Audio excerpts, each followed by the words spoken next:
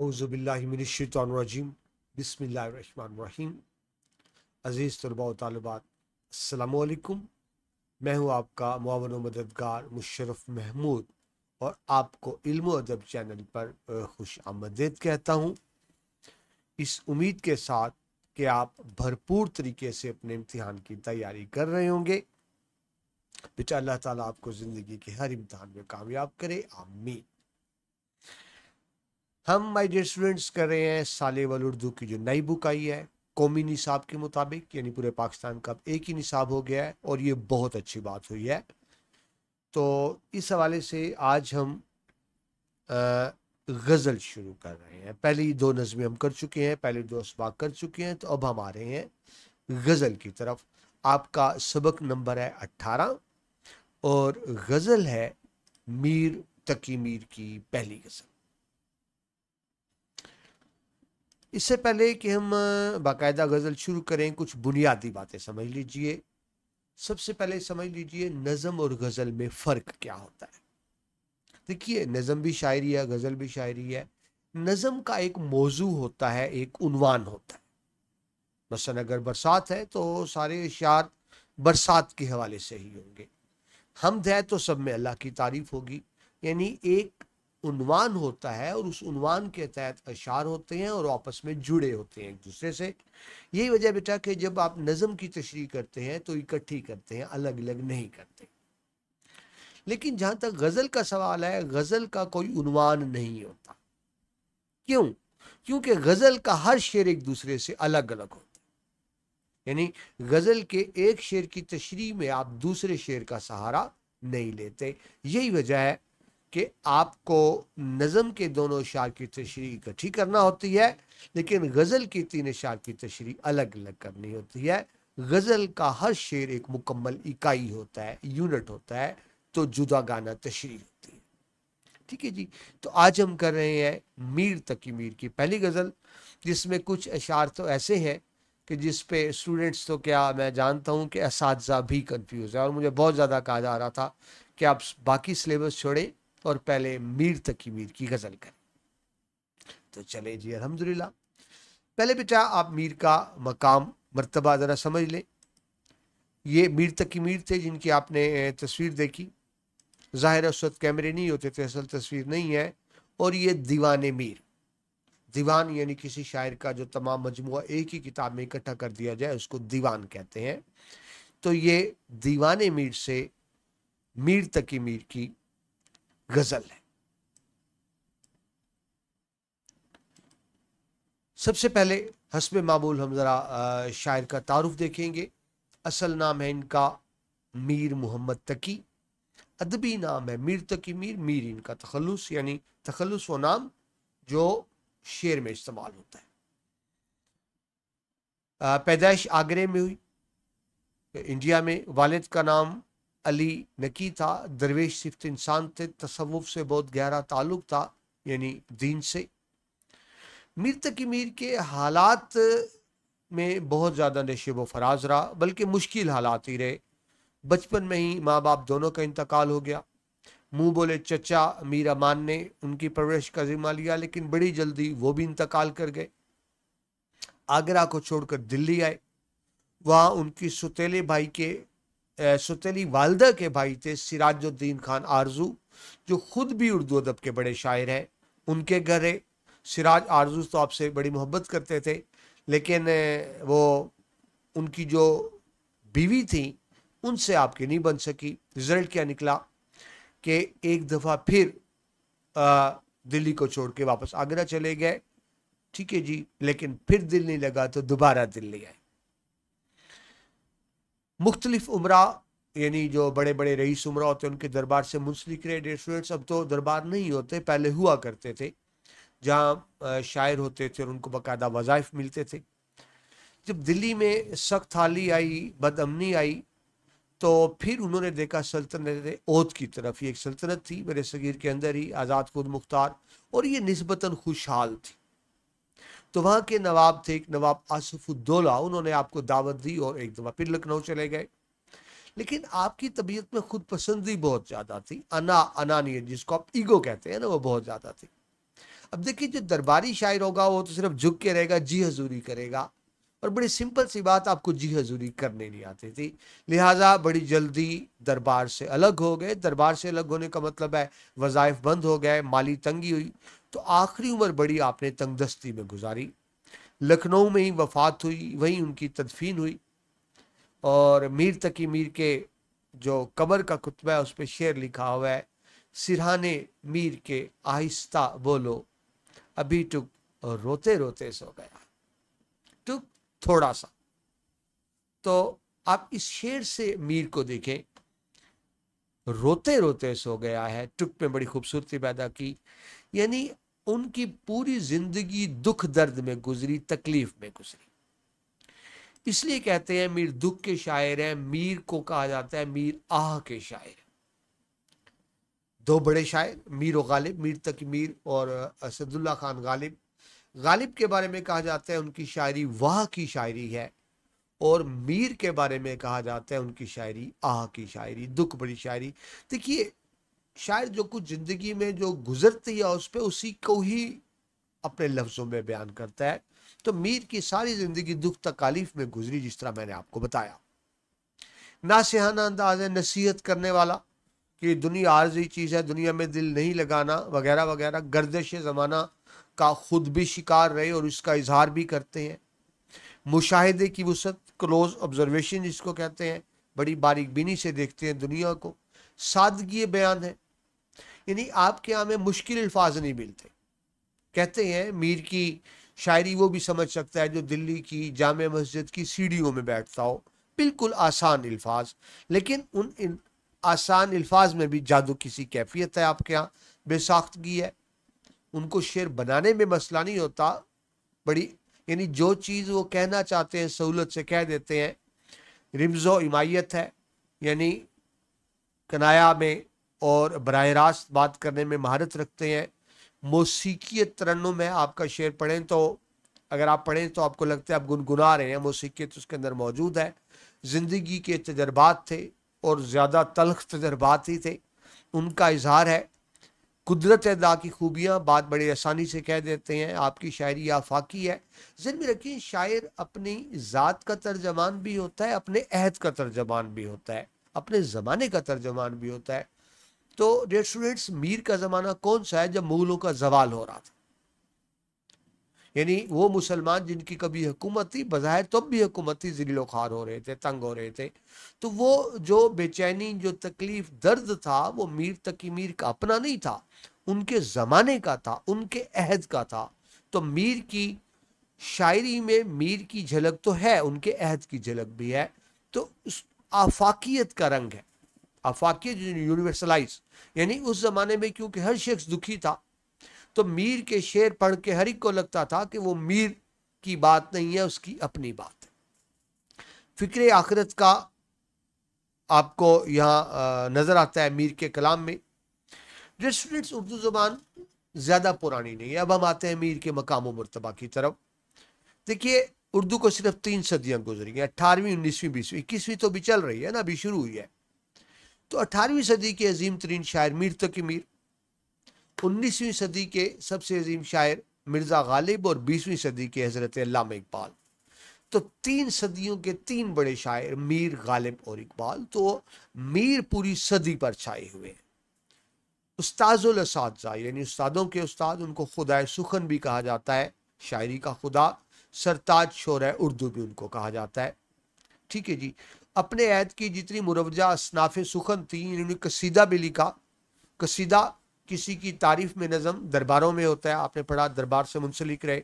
मसनवी भी लिखी, यानी वो कहानी जो नज़मिया शक्ल में और रुबाई 4 मिसरों पे, कता, मरसिया, वाक़यात करबला के बारे में, ठीक है, नज़म गज़ल सब में की। ज़ाती हवादस, हवादस जी हादसे की जमा। तो वो जो ज़ाती तजर्बात थे, हादसे थे जो उनको पेश आए, उनके ख़ानदान को पेश आए और पूरे मुल्क को पेश आए, उसकी अक्कासी हमें इनके यहाँ मिलती है। और जिस तरह मैंने आपको बताया कि इनका वालिद साहब एक सूफ़ी बुजुर्ग थे, तो उनकी वजह से सूफियाना रंग भी आपको मीर के यहाँ नज़र आता है। मीर सादा अल्फाज बोलते हैं, कोई मुश्किल अल्फाज नहीं है। दुख का इजहार है, लेकिन उनका दुख भी ऐसा है कि बुरा नहीं लगता। देखिए, दुख किसी को अच्छा नहीं लगता, हम खुश रहना चाहते हैं ना, दुखी को नहीं रहना चाहता। लेकिन मीर का दुखी कलाम ऐसा है कि दिल पे असर करता है। मीर का दुखी कलाम दिल पे असर करता है। मीर का शेर दुख भरा है, इसके बावजूद अपनी भरपूर रानाइयों के साथ नाचता गाता नजर आता है। वो एक शायर है, उनका शेर है, वो कहते हैं, असगर गजल में चाहिए वो मौजे जिंदगी। एक शायर असगर का शेर है ये। असगर गजल में चाहिए वो मौजे जिंदगी, जो हुस्न है बुतों में, जो मस्ती शराब में। तो ये हुस्न और मौजे जिंदगी आपको मीर की गजल में नजर आती है। एक और शेर सुनिए, बहुत खूबसूरत, मुझे ये शेर बहुत पसंद है। जी,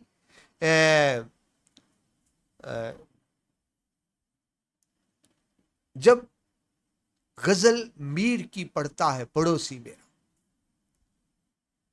उतल एक भारतीय शायर है, उनका शेर है, जब गजल मीर की पढ़ता है पड़ोसी मेरा, एक दीवार, एक नमी सी मेरी दीवार में आ जाती है। यानी इनकी गजल पढ़े रोना आता है, इतना पानी के दीवार में नमी आती है। जब गजल मीर की पढ़ता है पड़ोसी मेरा, एक नमी सी मेरी दीवार में आ जाती है। मीर अपने जमाने के बहुत बड़े शायर, 18वीं सदी के, और उसके बाद अगली सदी के सबसे बड़े शायर गालिब। तो गालिब मीर के बारे में कहते हैं, रीखते, पहले बेटा उर्दू का नाम रीखता होता था, रीखते के तुम ही उस्ताद नहीं हो गालिब, कहते हैं अगले जमाने में कोई मीर भी था। यानी मिर्जा गालिब जो गजल के सबसे बड़े शायर हैं, याद रखिए, अगर आपसे पूछा जाए गजल का सबसे बड़ा शायर कौन है तो मिर्जा गालिब ही है। वो मीर के बारे में कहते हैं कि कहते हैं अगले जमाने में कोई मीर भी था। गालिब ही के मसर एक बहुत बड़े शायर जो बादशाह जफर के उस्ताद भी थे, इब्राहिम ज़ौक़, वो गालिब पर ही दरअसल तंज करते हुए कहते हैं, ना हुआ पर ना हुआ मीर का अंदाज नसीब, ज़ौक़ यारों ने बहुत जोर गजल में मारा। यानी ज़ौक़ गालिब पर तंज कर रहे हैं कि मीर का अंदाज नसीब नहीं हुआ। तो मीर और गालिब की आपस में बनती भी नहीं थी, लगती थी, लेकिन यहां देखें मीर के मकाम और मर्तबे पर गालिब और ज़ौक़ दोनों मुत्तफिक हैं। मीर तकी मीर की तसानीफ की बात करें तो 6 दीवान छोड़े, यानी शेरी मजमूए उर्दू में, एक दीवान उनका फारसी में है, एक किताब है उर्दू शायरों का तस्करा जो शायरों के हालात लिखे, निकातुल शोरा एक किताब लिखी, एक खुद नवश्त भी लिखी, ऑटोबायोग्राफी इसको कहते हैं, जिक्र मीर के नाम से, और चंद मुतफरिक रसाइल भी मीर तकी मीर से मुंसलिक है। तो ये तो तारुफ था जी। आपको अशार की तशरीह में पहला एक पैराग्राफ तारुफ को बना दे तो बहुत अच्छी बात होती है, बल्कि ज़रूर बनाए। इतना तफसीली तारुफ लिखने की ज़रूरत नहीं है, लेकिन ज़्यादा आपको इसलिए बताया जाता है कि भूलते भूलते कुछ ना कुछ तो याद रह जाएगा जी। पहला शेर जी, पत्ता पत्ता बूटा बूटा हाल हमारा जाने है, जाने ना जाने गुल ही ना जाने बाग तो सारा जाने। अच्छा जी, इससे पहले कि हम शेर की तरफ बढ़े, मजीद देख लेते हैं गजल का मौजुआ कि जी मीर तकी मीर की इस गजल में जिस तरह आपने देखा, फना की बात है, दुनिया से चले जाना है, महबूब की लापरवाही की बात है, आशिक की बेबसी की बात है। आशिक बेबस है, उसको बयान करते हैं। सूफियाना इश्क की बात करते हैं। सूफियाना इश्क क्या है जी? महबूब की ज़ात में फना हो जाना, अपने आप को कुर्बान कर देना, अपने आप को फरामोश कर देना।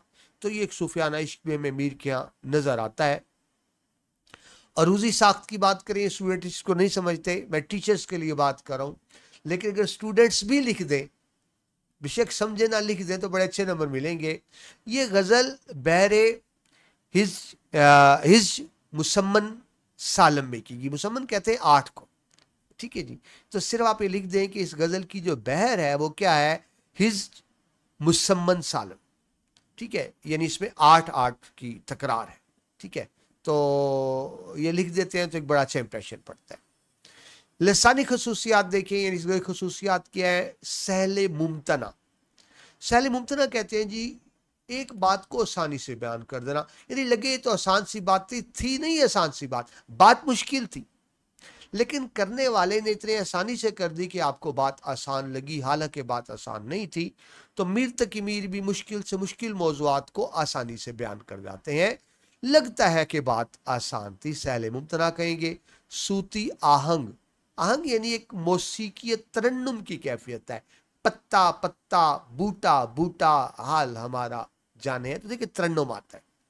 मुहावराती अंदाज है, हाल हमारा जाने है, ये आम फिक्रा है, लेकिन देखें किस कदर खूबसूरती से परोया गया। पत्ता पत्ता, बूटा बूटा, हाल हमारा जाने है। इसमें तस्वीरियत नजर आती है आपको, यानी जब पढ़ेंगे तो आपको बाग, फूल, पत्ते ऐसे ही लगता है गोया आपकी आंखों के सामने है, यानी इस तरह उन्होंने रंग भरे हैं अल्फाजों में। तंज और रम्ज भी है, महबूब पर तंज है। बताया जा रहा है कि महबूब जालिम है, संगदिल है, उस पे लतीफ अंदाज में, सख्त तो नहीं, लतीफ अंदाज में तंज है। एजाज, एजाज कहते हैं जी कम लफ्ज में ज्यादा बात करना, यानी थोड़े अल्फाज के अंदर ज्यादा बात करना। ठीक है जी, तो ये चंद खसूसियात थी। अगर आप ये भी लिख देते हैं तो डेफिनेट बात है आप ज्यादा अच्छे नंबर ले पाएंगे। अच्छा जी, ये तो मैंने पढ़ा, एक मूवी आई थी मिर्ज़ा गालिब पर, तो उसमें ये गज़ल मौजूद है मीर की।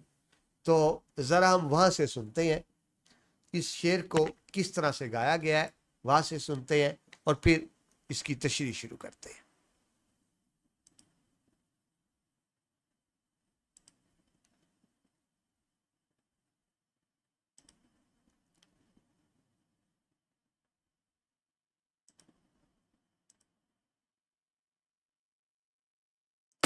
पत्ता पत्ता, बूटा बूटा, हाल हमारा जाने है। पत्ता पत्ता, बूटा बूटा, हाल हमारा जाने है। जाने न जाने, गुल ही न जाने, बाग तो सारा जाने है। पत्ता पत्ता। जी जनाब, एंजॉय किया आपने। यहां आप देख रहे हैं तस्वीर में उनके पीछे ये मिर्ज़ा गालिब को दिखाया गया है, यानी वो बंजारे होते थे पहले ज़माने में, गलियों में गाया करते थे। तो मिर्ज़ा गालिब आकर पूछते हैं कि ये कलाम किसका है। वो कहते हैं जी मीर का था। तो मिर्ज़ा गालिब बेसाख्ता कहते हैं कि रेखते के तुम ही उस्ताद नहीं हो गालिब, कहते हैं अगले ज़माने में कोई मीर भी था। ठीक है जी, आपने एंजॉय किया। तो अब आते हैं तशरीह की तरफ। एक एक लफ्ज को देखते हैं जी। पत्ता पत्ता, पत्ता तो आप जानते हैं लीफ। बूटा बूटा, बूटा कहते हैं जी पौधे को, बूटा कहते हैं पौधे को। पत्ता पत्ता, दो दफा इससे खूबसूरती पैदा हुई, मतलब हर पत्ता। वो कहते हैं ना हर शख्स, ईच एंड एवरी पर्सन, तो मतलब हर पत्ता। पत्ता पत्ता, बूटा बूटा, बूटा कहते हैं पौधों को, फूलदार पौधा आप कह लें। ठीक है जी। तो हाल हमारा जाने है, हमारे दिल का हाल। और आपने अभी देखा कि मीर के दिल का हाल क्या था, उनकी सारी जिंदगी दुख दर्द तकलीफ में गुजरी। ठीक है जी, लेकिन यहां दुनियावी दर्द की बात नहीं हो रही, यहां बात हो रही है इश्क के दर्द की। ठीक है जी, यानी शायर आशिक है, वो महबूब की मोहब्बत में तड़प रहा है, और महबूब के लिए उसकी जो तड़प है, मोहब्बत है, सबको पता है। पत्ता पत्ता जाने, बूटा बूटा जाने, पत्ता पत्ता, बूटा बूटा, हाल हमारा जाने है। जाने ना जाने, गुल ही ना जाने, बाग तो सारा जाने है। गुल कहते हैं फूल को, लेकिन यहां इसका मतलब है महबूब, यानी मतलब समझे आप, शायर कहता है कि मैं जो अपने महबूब से मोहब्बत करता हूं, तो मेरी दिली कैफियत मेरे महबूब को मालूम नहीं, गुल को मालूम नहीं है, लेकिन बाकी तो सारे बाग को मालूम है। तो यह बाग का मतलब दुनिया जहान कायनात। ठीक है जी, यानी शायर कहता है کہ میرے دل کے اندر جو میرے محبوب کی محبت ہے، محبوب سے ملنے کی تڑپ ہے، محبوب کو پانے کی آرزو ہے، تو میری دل کی کیفیات سے سب واقف ہے، پوری دنیا واقف ہے۔ ہاں، جس محبوب کو چاہتا ہوں صرف وہی واقف نہیں۔ ٹھیک ہے جی، تو پہلے مفہوم دیکھیے۔ ہر چیز، ہر ذرے کو، شاعر کہتا ہے ہر چیز ہر ذرے کو ہمارے درد کی خبر ہے، مگر محبوب صرف محبوب ہی ہے جو بے خبر ہے۔ ٹھیک ہے جی، یہ مفہوم ہو گیا۔ اگر آپ تشریح سے پہلے مفہوم لکھ دیتے ہیں تو آپ کو بہت اچھے مارکس ملتے ہیں۔ ٹیچر کو سمجھ آ جاتی ہے کہ آپ نے اندازے سے تشریح نہیں کی، آپ شعر کو سمجھ گئے ہیں۔ ہوتا ہے نا تکے سے تشریح کرنا، تو مفہوم لکھتے ہیں تو بات کلیئر ہو جاتی ہے کہ آپ کو شعر آتا ہے۔ ٹھیک ہے جی، اب ایک ایک لفظ کو دوبارہ دیکھتے ہیں۔ آپ کے سامنے یہ لکھا ہوا ہے، بچے بار بار ایک ہی بات، سر نوٹس نوٹس تو بیٹا یہ نوٹس ہی تو ہے، اور نوٹس کیا ہوتے ہیں؟ یہ آپ کے سامنے نوٹس ہے، لیکن لکھیں گے آپ اپنے ہاتھ سے تاکہ آپ کو یاد بھی۔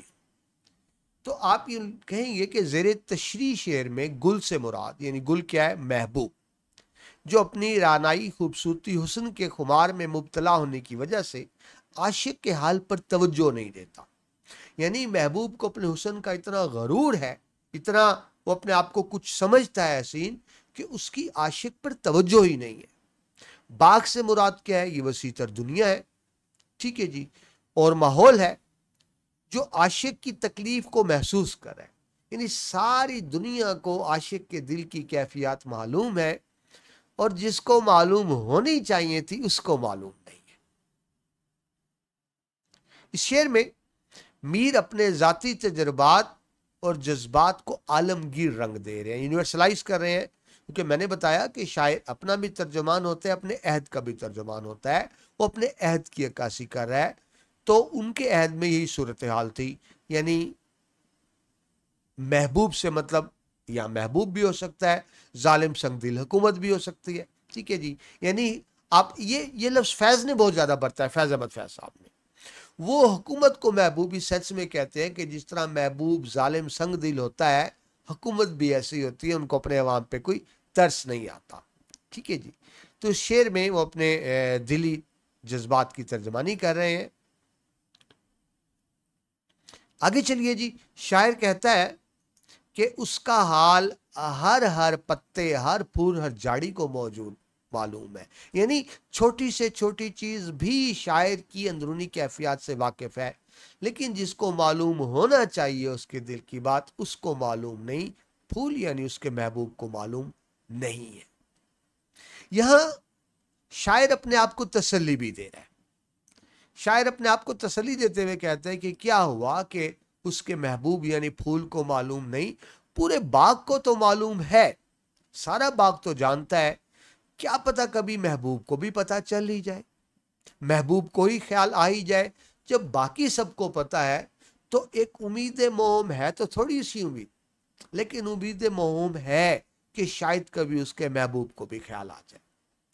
شاعر اپنی بے قراری اور درد کو اتنا شدید بتاتا ہے کہ یعنی وہ اتنی شدید اس کی کیفیت ہے اندرونی کہ ہر چیز اس کے حال دل سے واقف ہے، سوائے محبوب کے کہ اس کو بالکل بھی پرواہ نہیں ہے۔ شاعر محبوب کی بے خبری اور لاپرواہی کا شکوہ کرتے ہوئے بتا رہا ہے کہ دنیا کا ذرہ ذرہ ہماری سچی محبت اور محبوب کی جدائی کے درد کو پہچانتا ہے، لیکن خود محبوب عاشق کی دلی کیفیات سے لاپرواہ ہے۔ اس شعر میں محبوب کی بے وفائی اور بے اتنائی کے روایتی تصور کو عمدگی سے بیان کیا گیا۔ اچھا ڈیئر اسٹوڈنٹس، یہ بھی سمجھ لیں روایتی تصور کیا ہوتا ہے۔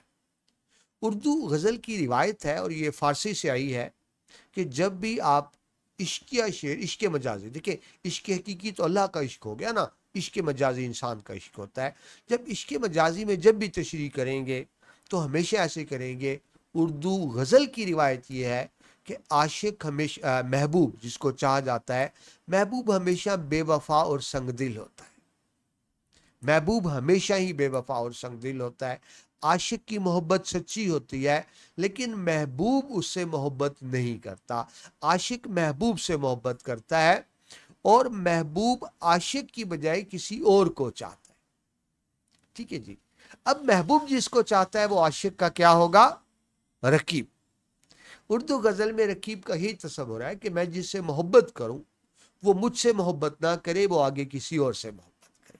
तो जब भी आप उर्दू गजल में तशरीह करेंगे इसी तरह से करेंगे कि महबूब जो है खूबसूरत है, जालिम है, संगदिल है और बेवफा है, वो आशिक की सच्ची मोहब्बत की कदर नहीं करता। और इश्क के दो ही मौजूआत हैं बुनियादी, हिज्र वसाल। हिज्र बिछड़ जाना, आशिक का महबूब से बिछड़ जाना, और विसाल महबूब का मिल जाना। तो आशिक की सारी जिंदगी हिज्र में गुजर जाती है विसाल की तमन्ना लिए, यानी वो अपने महबूब से मिलना चाहता है और ज़ाहिर है मिल नहीं पाता, सारी जिंदगी महबूब के लिए तड़पता रहता है। तो ये वो तड़प है आशिक की जिसको सारी दुनिया जानती है, लेकिन महबूब है जो नहीं जानता। ठीक है जी, ये तो तशरीह होगी। उम्मीद है आपको ये तशरीह को बेटा रट्टा नहीं मारना होता, अपने हिसाब से समझना होता है। सनतें देखें जी, सनत क्या होता है हम पहले पढ़ चुके नज़मों में, वो तरीका, वो पैटर्न जिससे शायर अपने शेर को खूबसूरत बनाता है। ठीक है जी, अपने शेर को खूबसूरत बनाने के लिए, उसमें निखार पैदा करने के लिए, जिसको इंग्लिश में आप कहेंगे कुछ टेक्निक्स, तरीके यूज करते हैं, इसको सनत कहेंगे। अगर चाहिए कंपलसरी नहीं होता, लेकिन अगर आप सनत लिख देते हैं तो आपको अच्छे नंबर मिलते हैं। तो इसमें सनत तकरार का इस्तेमाल, यानी आप कहेंगे कि शायर ने इस शेर में सनत तकरार का इस्तेमाल किया। तकरार कहते हैं रिपीट, बार बार, पत्ता पत्ता, बूटा बूटा, इसमें एक तरन्नुम की कैफियत है, तो सनत तकरार का इस्तेमाल हुआ है। इसके अंदर सनत मरातुल नज़ीर का इस्तेमाल भी। सनत मरातुल नज़ीर क्या होती है कि पहले मिसरे में कुछ बातें की जाए और फिर उसी मुनासबत से दूसरे मिसरे में कुछ और अल्फाज आ जाए। ये पहले मिसरे में कुछ अल्फाज हो, उसी मुनासबत से दूसरे मिसरे में कुछ और अल्फाज आ जाए, उसको इनके मरातुल नज़ीर। तो देखिए पहले में आया पत्ता पत्ता, अब पत्ते कहाँ होते हैं? बूटा बूटा, और दूसरे में आ गया बाग और गुल, तो पत्ते का बाग और गुल से ताल्लुक बनता है। ठीक है, यानी पहले मिसरे में कुछ अल्फाज आए, उसी मुनासबत से दूसरे मिसरे में कुछ अल्फाज है। तो आप ये लिखेंगे कि शायर ने सनत मरातुल नज़ीर के जरिए शेर में हुस्न और खूबसूरती पैदा की। ये थी जी पहले शेर की तशरीह। लेकिन याद रखिए जब भी शेर की तशरीह करेंगे तो उसमें आप हवाले के अशार ज़रूर लिखेंगे। अगर आप हवाले के अशार नहीं लिखेंगे तो कभी भी आपको अच्छे नंबर नहीं मिलेंगे। याद रखें, हवाले के अशार के बगैर लिखेंगे ना तो टीचर ये समझेगा कि आपकी तैयारी नहीं थी। भूल जाएं कि रेफरेंस के अशार के बगैर आप अच्छे नंबर ले सकते हैं। ठीक है जी, यानी शेर की तशरीह में आप नसरी हवाले भी दे सकते हैं, शेरी हवाले भी। नसरी हवाले तो ये होते हैं, जिस तरह हम रात में कोई हवाला देते हैं आयत का, हदीस का, कौल, किस्सा, कहानी का, वो तो नसरी हवाले हो गए। तो नसरी हवाला भी दे सकते हैं आप अगर कोई बहुत अच्छा हो, लेकिन शेरी हवाले कंपलसरी होते हैं। तो पहले शेर का मफहूम आपने देख लिया ना, समझ लिया कि शायर की जो दिली कैफियत हैं, जो महबूब के लिए तड़प रहा है, सारी दुनिया को पता है, नहीं पता तो सिर्फ उसके महबूब को नहीं पता। हवाले के इशार देखिए, मैंने 5-6 इशार लिख दिए, आप अगर आप 2-3 भी कर ले तो काफ़ी है, लेकिन ज़्यादा लिखने का मतलब ये होता है कि जो आपको याद रह जाए। तो सुनिए, जो नज़र बचा के गुजर गए मेरे सामने से अभी अभी, जो नज़र बचा के गुजर गए मेरे सामने से अभी अभी, ये मेरे ही शहर के लोग थे, मेरे घर से घर है मिला। यानी अवॉइड किया जानबूझकर। पहले शेर में आपने यही बात देखी कि महबूब तवज्जो नहीं दे रहा, अवॉइड कर रहा है, उसकी तरफ तवज्जो नहीं है आशिक। और देखिए, उसने इतना किया नजरअंदाज, यानी महबूब ने, उसने इतना किया नजरअंदाज, सबकी नजरों में आ गए हैं हम। ये दुनिया देख रही है कि इसको नजरअंदाज किया जा रहा है। तो देखिए, जब आप किसी को दूसरों के सामने नजरअंदाज करते हैं तो वो भी पॉइंट आउट हो जाता है। तो बड़ा खूबसूरत शेर, मिर्जा गालिब का शेर देखिए जी, हमने माना कि तगाफुल न करोगे, लेकिन तगाफुल गफलत करना, यानी आशिक पे तवज्जो ना देना बात हुई। हमने माना कि तगाफुल न करोगे, लेकिन खाक हो जाएंगे हम तुमको खबर होते तक, कि मेरे महबूब मुझे पता तुम मेरी तरफ तवज्जो करोगे, लेकिन उस वक्त तक तो मर आ जाएंगे। अच्छा ज़हन में रखिए, ये होते तक है, बहुत सी किताब में लिखा होने तक, वो गलत है, होते तक। जी आगे देखिए जी, आशिक की बेबसी, उसको महबूब नहीं मिला। यहाँ किसी को भी कुछ हस्बे आरजू न मिला, किसी को हम न मिले और हमको तू न मिला। बस यही सिलसिला है जी। वो आप एक मशहूर शेर बच्चे जरूर लिखते हैं, अजियत मुसीबत मलामत बलाएं तेरे इश्क में हमने क्या क्या न देखा। क्योंकि आशिक की मोहब्बत कामयाब नहीं होती, सारी जिंदगी उसकी तकलीफ में गुजरती है। गालिब का एक शेर जी मुझे बड़ा पसंद है, तू मुझे भूल गया हो तो पता बतला दूं, कभी फितराक में तेरे कोई नखचीर भी था। फितराक कहते हैं जो शिकारी शिकार करते हैं, तो थैला जो शिकार करके थैले में डालते हैं, उस कहते हैं फितराक। नखचीर कहते हैं तड़पता फड़कता परिंदा, वो जख्मी परिंदे को शिकार करके थैले में डाल देते हैं। तो आशिक कहता है तो मुझे भूल गया, मैं वही जख्मी परिंदा हूं जो तेरे थैले में। ठीक है जी, तो ये पहला शेर मुकम्मल हुआ जी। अब बढ़ते हैं जी दूसरे शेर की तरफ, जिसके बारे में 100% तुलबा भी परेशान है और मेरे ख्याल में 90% से ज्यादा असातिज़ा भी परेशान है इस दूसरे शेर पर। तो जरा इसको समझे, मुश्किल नहीं है, लेकिन कुछ लफ्ज इस तरह से हैं कि बंदा परेशान हो जाता है जी। लगने न दे बस हो। अब बस क्या कहते हैं, कहते मेरा बस नहीं चल रहा, यानी बस चलना, इख्तियार होना, बेबस होना, इख्तियार ना होना। तो लगने न दे बस, यानी आशिक अपनी बेबसी बता रहे हैं। यानी लगने न दे बस का क्या मतलब है कि आशिक बेबस है।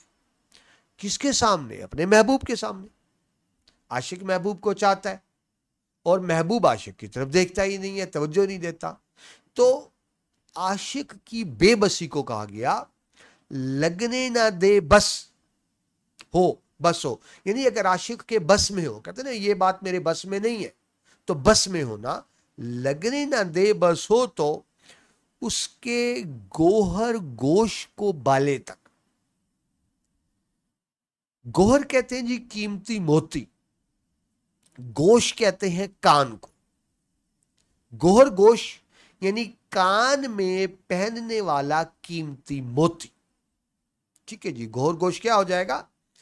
कान में पहनने वाला कीमती मोती। बाले कहते हैं कान की बालियां।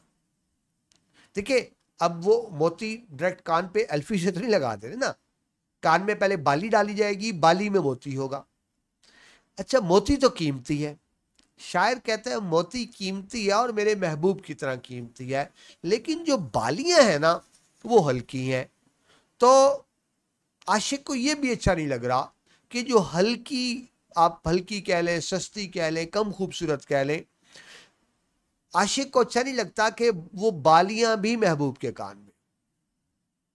यानी कोई हल्की और सस्ती चीज महबूब के साथ अच्छी नहीं लगती, बल्कि इसको यूं कहें कि आशिक को कोई भी चीज अच्छी नहीं लगती जो महबूब के साथ लग रही हो। बालियां कान के साथ लग रही है ना, तो जिसके लिए जेलस फील करना, रकाबत, आशिक को अच्छा नहीं लगता।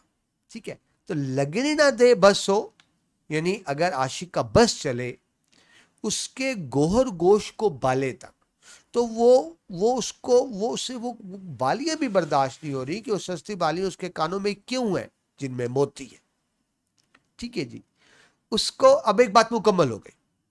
पहले मिसरे में बात मुकम्मल होगी, पहला मिसरा अलग है, दूसरा अलग है। तो पहले मिसरे में क्या बात हुई कि अगर आशिक का बस चले तो वो बर्दाश्त न करे महबूब के कान में बालियों को कि वो सस्ती है। ठीक है, और वो उसको कान को लग रही हैं, तो आशिक को ये भी अच्छा नहीं लग रहा।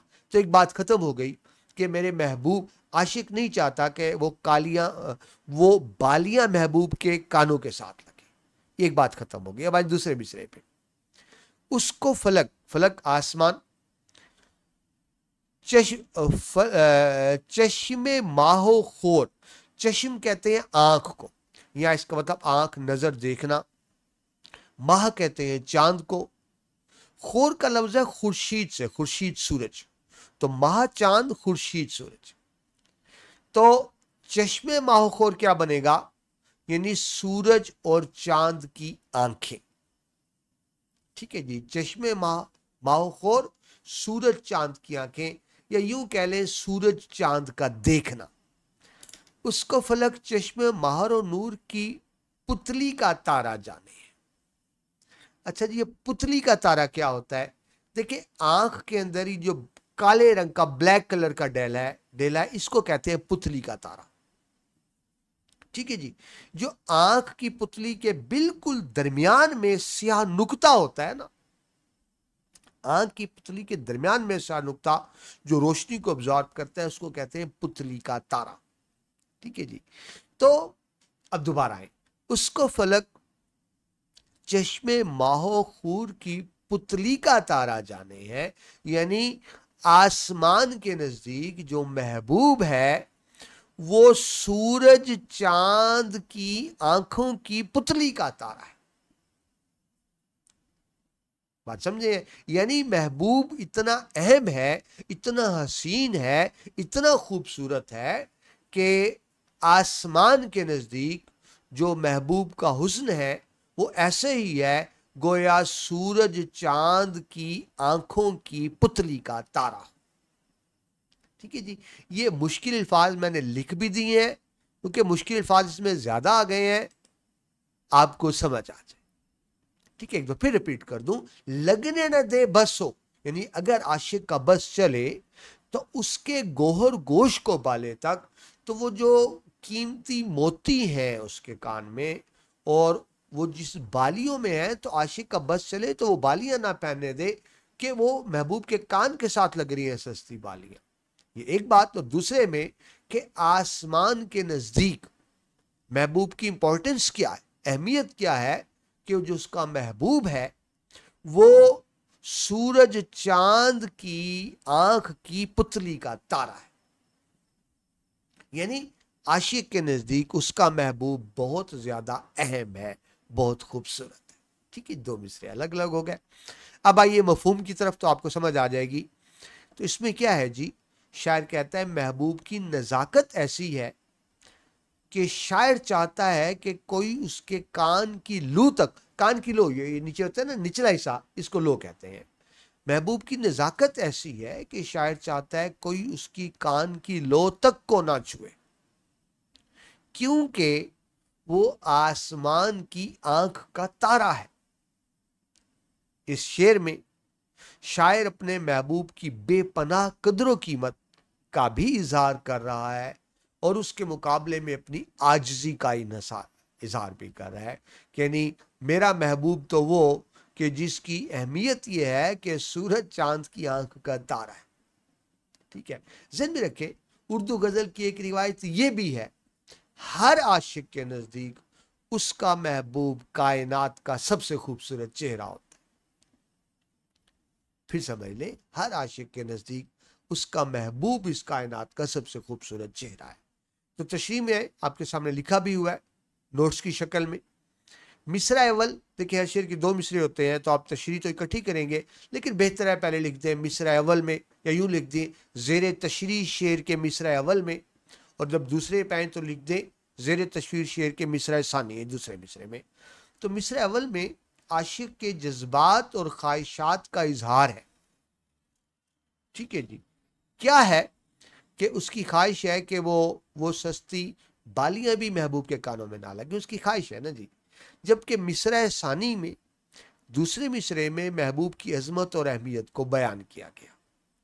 ज़ेर तशरीह शेर में मिसरा अव्वल में आशिक अपने महबूब की नज़ाकत को बयान करता है, उसकी कदर व कीमत को बयान करता है। इस शेर में इस ख्वाहिश का इजहार किया गया है कि अगर आशिक को इख्तियार हो, देखिए असल बात ये है, मैं इसको अंडरलाइन प्रोमिनेंट कर दूं, ये देखिए, अगर आशिक को इख्तियार हो तो महबूब के कान की लो तक भी किसी चीज को ना छूने दे, खा वो बालियां ही क्यों ना। ठीक है जी, अब इस एक जुमले को समझ जाए, पूरा शेर आपको समझ आ जाए। आशिक को इख्तियार हो तो महबूब के कान की लो तक किसी को छूने ना दे।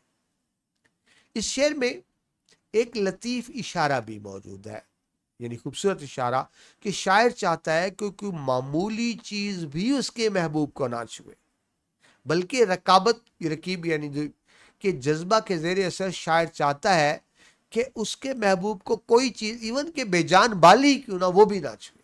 عاشق کو اچھا نہیں لگتا کہ اس کے محبوب کو کوئی چھوئے. یہ تو پہلا مصرع ہو گیا جی. مصرع ثانی میں شاعر اپنے محبوب کی عظمت اور کائنات کی اہمیت کا بیان کر رہا ہے کہ اس کائنات میں اس کی محبوب کی کیا اہمیت ہے. اس شعر میں چشم سے مراد روشنی یعنی دیکھنا، دیکھنے کی حس.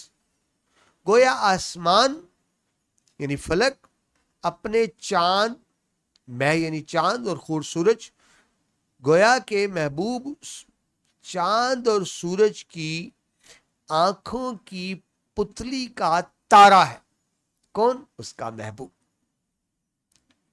اس شعر میں شاعر بیان کرتا ہے کہ جس طرح آنکھ کی پتلی کا تارا دیکھنے کے لیے سب سے اہم ہے اور سورج اور چاند کائنات کی روشنی کے لیے ضروری ہے، تو اس طرح اس کا محبوب کائنات میں ایک انتہائی اہم مقام رکھتا ہے. اس طرح آپ دیکھیں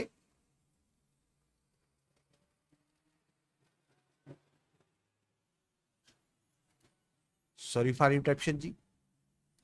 اس طرح آپ دیکھیں شاعر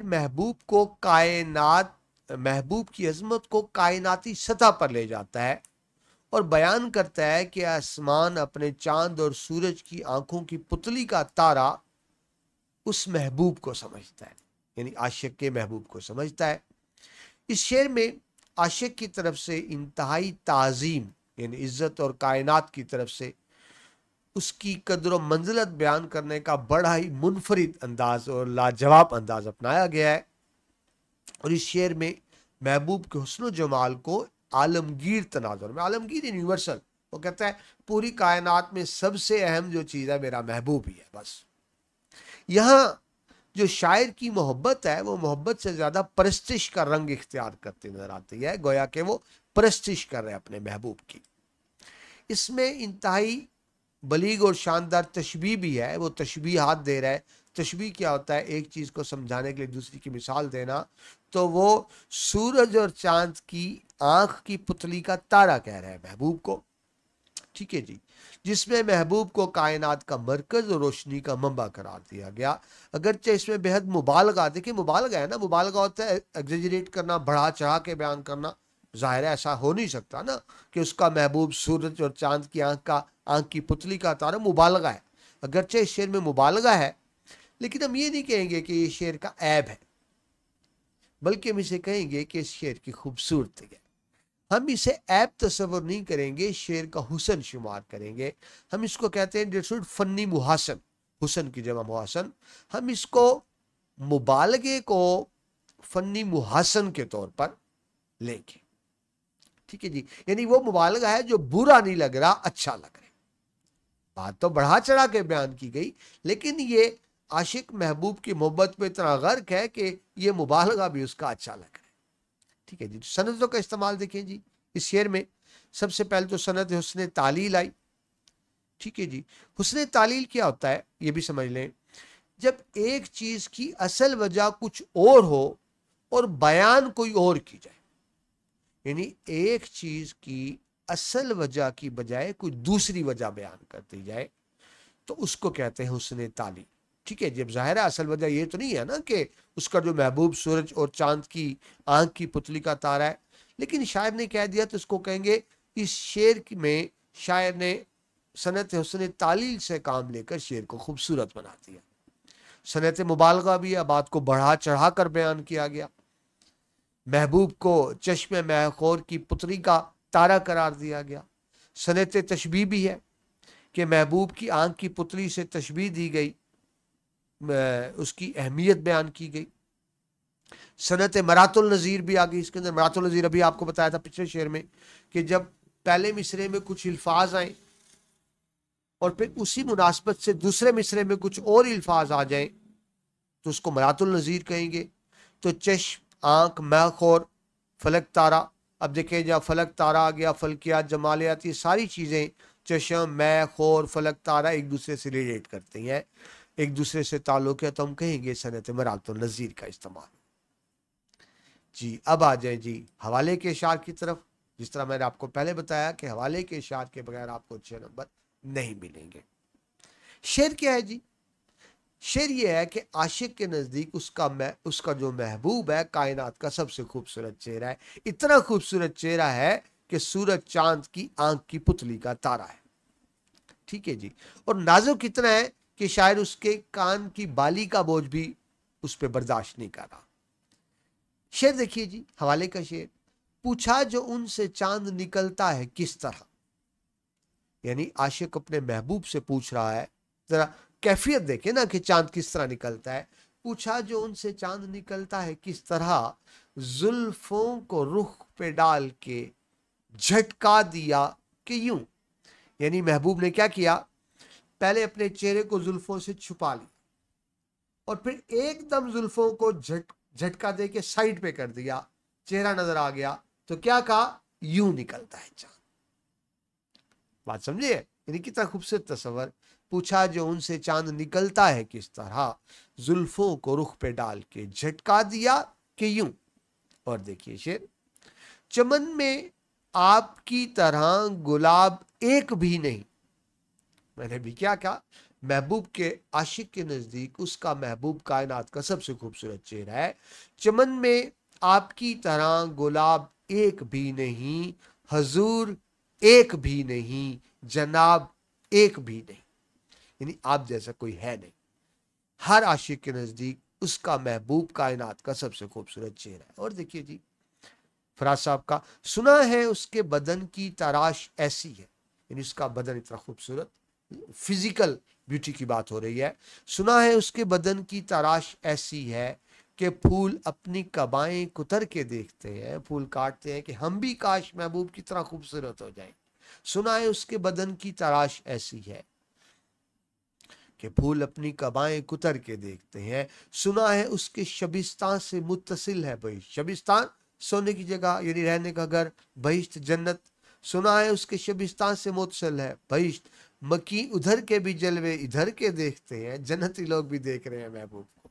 और रुके तो गर्दिशें उसका तवाफ करती है, चले तो उसको जमाने ठहर के देखते हैं। इस कदर महबूब उसका खूबसूरत। ठीक है जी। तो इसमें गजल का रिवायती तस्वर बयान हुआ महबूब की खूबसूरती के हवाले से।